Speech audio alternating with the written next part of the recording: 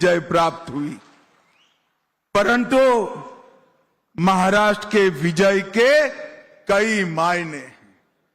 महाराष्ट्र की विजय ने 1978 से शरद पवार जी ने जो दगा फटका की राजनीति शुरू की थी, उसको 20 फुट जमीन में दफनाने का काम आप लोगों ने किया।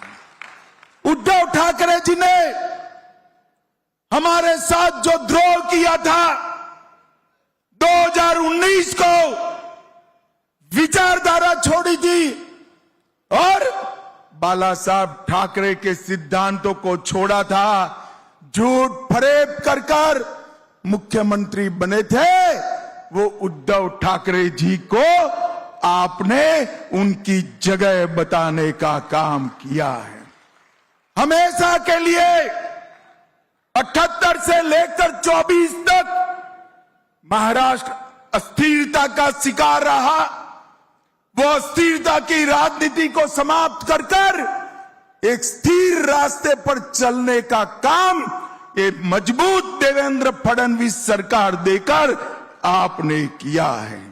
इसके साथ साथ हिंदुत्व और मोदी जी की विकास की राजनीति, ये सब हमारे विरोधी बाहें चढ़ाकर बाहें फैलाकर राह देखकर बैठे थे कि लोकसभा के बाद महाराष्ट्र में हमारी विजय होगी।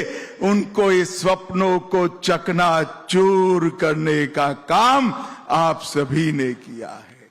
और भाइयों बहनों, मैं जब आया था 9,500 कार्यकर्ताओं से बातचीत की थी। मैंने कहा था कई चुनाव ऐसे होते हैं जो राज्य को असर करते हैं और कई चुनाव होते हैं जो देश की राजनीति को बदल कर रख देते हैं। भाइयों बहनों, मेरी बात याद रखना, 25 साल के बाद इतिहास साक्षी बनेगा। आपका महाराष्ट्र का महाविजय वो देश की राजनीति को फिर से पटरी पर चढ़ाने का काम किया है। और ये महाविजय का शिल्पकार अगर कोई है तो मेरे सामने बैठे भारतीय जनता पार्टी के मालिक ऐसे मेरे कार्यकर्ता है। मैं आप सभी को प्रणाम करता हूं।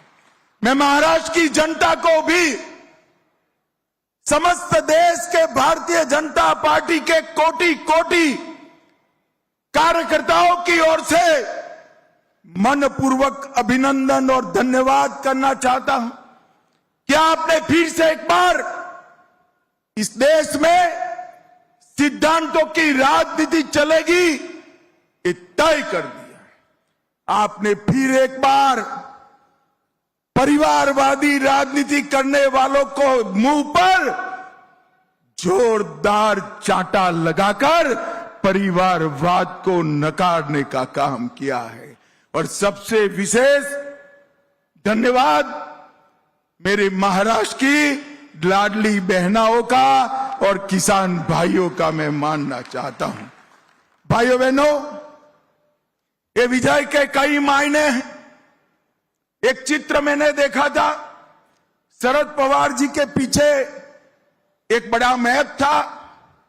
वहां north Maharashtra, Konkan, west Maharashtra, west Vidarbha, east Vidarbha, Marathwada और मुंबई, ये सभी क्षेत्र बताए थे।